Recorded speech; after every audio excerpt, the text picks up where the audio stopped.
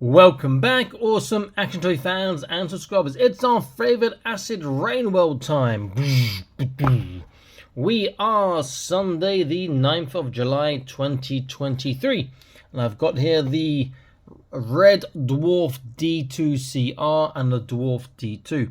I've had both of these for quite a while, quite a few days has to be said, but I've only just got around to taking the plastic bags off and haven't even opened yet, so I'll be doing that in this review, comparing the two and seeing what the differences are, and obviously going for the normal articulation features I can find, etc, etc. Boxes first of all. So the red Dwarf one, I want to sing "It's cold outside, there's no kind of atmosphere, all alone, more or less." And if you get that reference, you are probably from England or you like sci-fi comedy. The red Dwarf one for Gauntlet. So the character looks pretty good. So it has the comes with the red Dwarf mech, and it says it comes with the OMK S2A combat knife and the OMS 29SA sniper rifle and gear buckle ×2. Not sure how they're going to be used. Hope there's some instructions inside, or it could be find out by yourself. And on the Dwarf, different weapons. So you get the same knife, it looks like. The where's it got? Yeah, the OMK-2 SA combat knife ×1. You get a OMMG 4 SA submachine gun ×2 and an OMMG 16 SA submachine gun ×1, and you get the Dwarf and gear buckle ×4. I'm guessing the gear buckles are to attach the stuff, since there's 4 for the knife and 3 guns on the Dwarf, and there's 2 for the knife and the gun on the red Dwarf. That's just my guess. Okay. Also notice a little difference there. You've got the iconography, got the additional one there. Maybe that's for Gauntlet, but I've got his box here. I don't see that iconography. Interesting. We'll see what that is about later on, maybe. Or if anyone knows, please drop me a comment and tell me what I've missed. Okay, I'm going to unbox these and set them up. I'll get into this. If you like sort of content, please consider it on the Patreon. Link in the top right of your screen now. Free for 7 days. You can cancel anytime, including on the 7th day, and it will not have cost you a penny. So it is worth checking out, worth doing. Okay, back in an instant. Stay tuned. Okay, here they are. They look like the different sizes. They're not, just that the one on the left, the Gauntlets one, the one with the red arm, has got his legs extended. On the right, just took out the box and stuck on stuff and stood it up.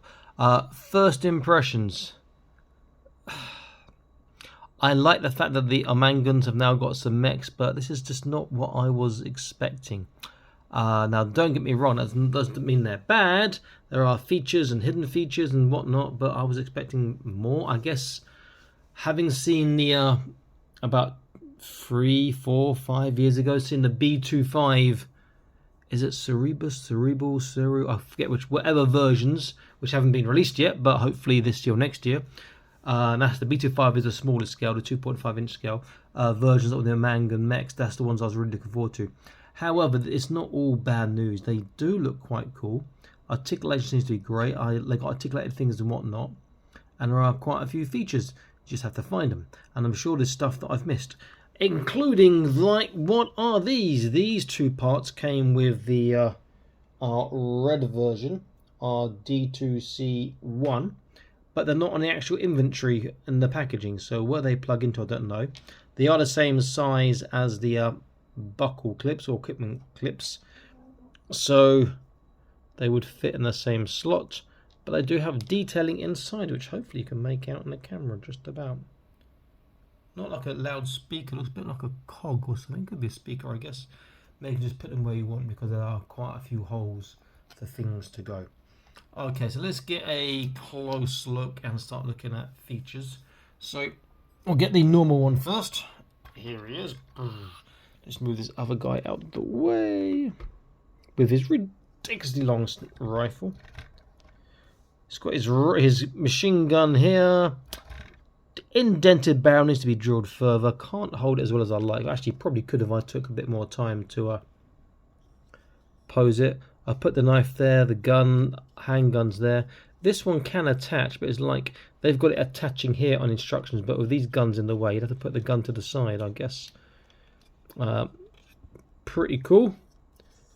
It's got like a motorbike, almost laid back motorbike cockpit interior look at the moment. It's weathered, minimal colours on there, but effective what it's got.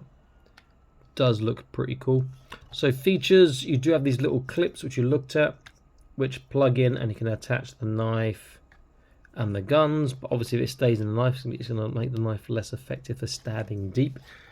Why do they give knives to mechs? I'll never know. I've got to leave it off for now.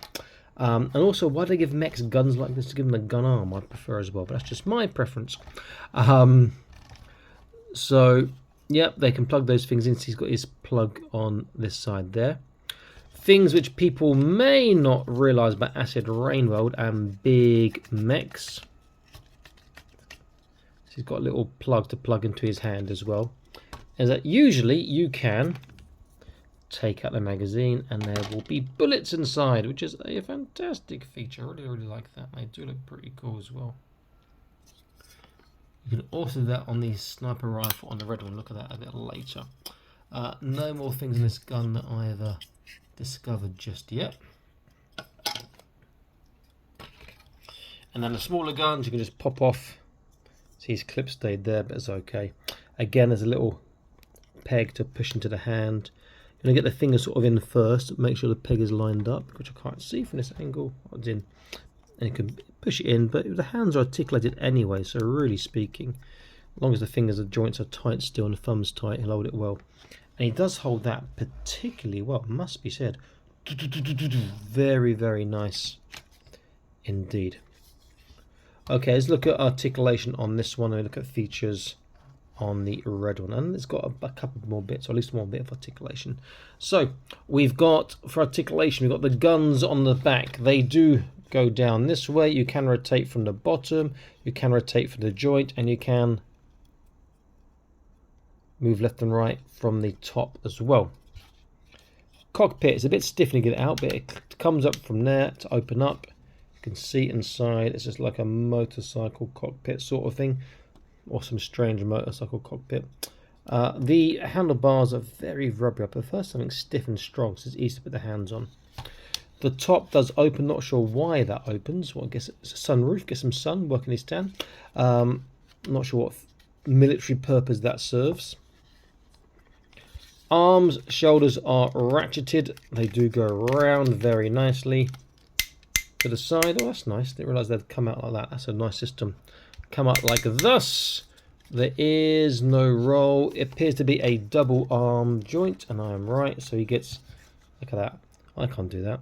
Can touch his forearm to his shoulder. That's phenomenal work there. Wrist is just on a ball, so if you try to pose too much, you're going to pop out the, which I've done already. On the other one, you can pop out the hand, so just be careful on that. Fingers are articulated, so you've got 2 fingers, you've got from the base, and you've got another 1, 2, 3 knuckles.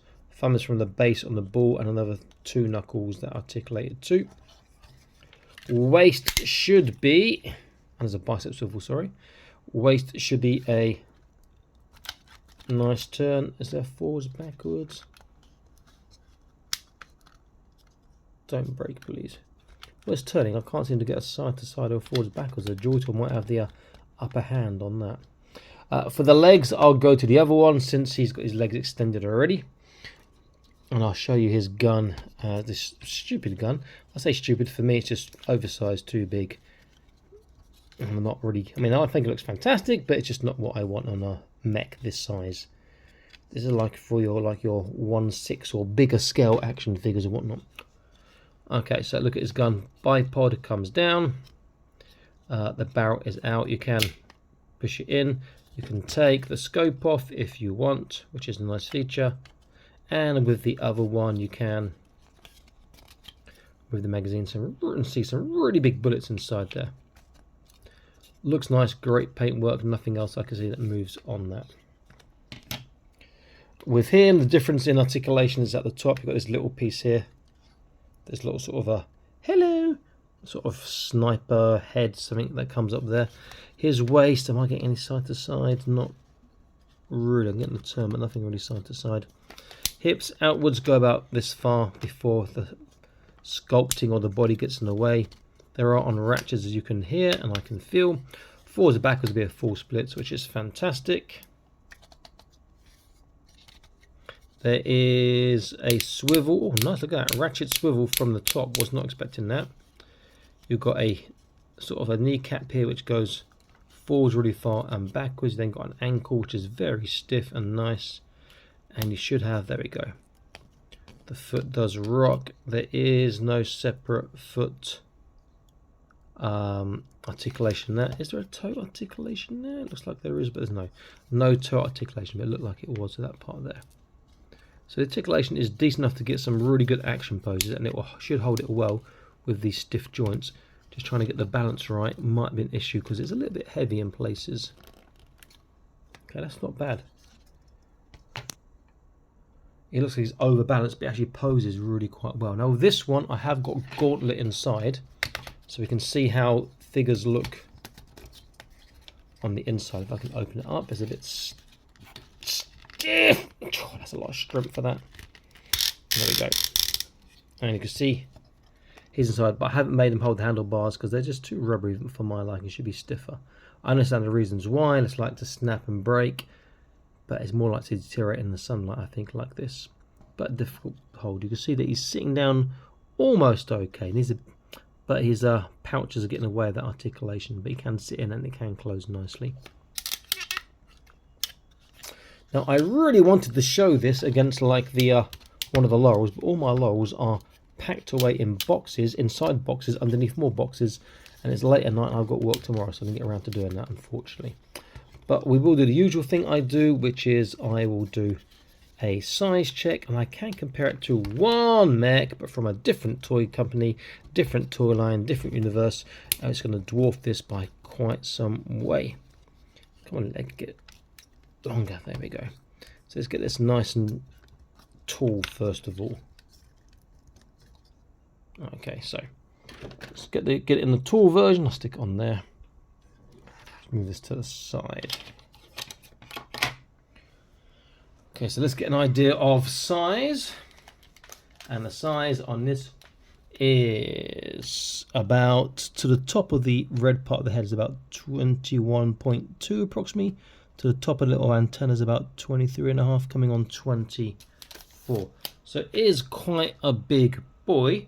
If I zoom out more and stick him over there, I'll have to take this other one off and stick on the ground to get some space. Let's just do another quick size comparison with another mech, which I do have nearby. So here is the Joy Toy Warhammer 40k Invicta Warsuit, which is going to be massive in comparison. As you would expect if you've seen the video, it is huge. And it does dwarf it. And it's got more firepower. But actually, I'll put my money on the Acid Rain Mode one, because this sniper rifle's going to have far more range. And it's going to pick off the pilot who's in there. Even though he's got his nice Space Marine armor on, I'm pretty sure one of those rounds would penetrate it. But you can let me know if you think I'm wrong. But as soon as you start getting close, yeah, not a chance. This thing will just destroy it. Much more firepower. It is a nice looking mech. Both versions are nice. They are cool. Just not what I was wanting, I guess.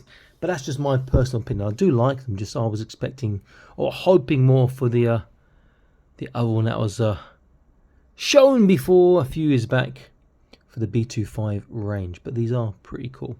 If you want to see what they look like standing with a figure standing next to them, I'll get my another Acid Rainbow figures, my Renu Sentinel. You can see that they're about twice the size of your standard Acid Rainbow figures. Quite intimidating. I do have two of these and one of those, so I've got a nice little squad I can go against my laurels and whatnot. And I can't wait for more vehicles and mechs and stuff to come out from Acid Rainbow, Joy Toy and so forth. Okay, so Awesome Smash Toys signing out, saying please like, share, subscribe. Consider joining the Patreon, link in the video description below. Free for 7 days, like I said, you can cancel at any time. I will see you in the next video. Stay happy, keep collecting. Bye bye.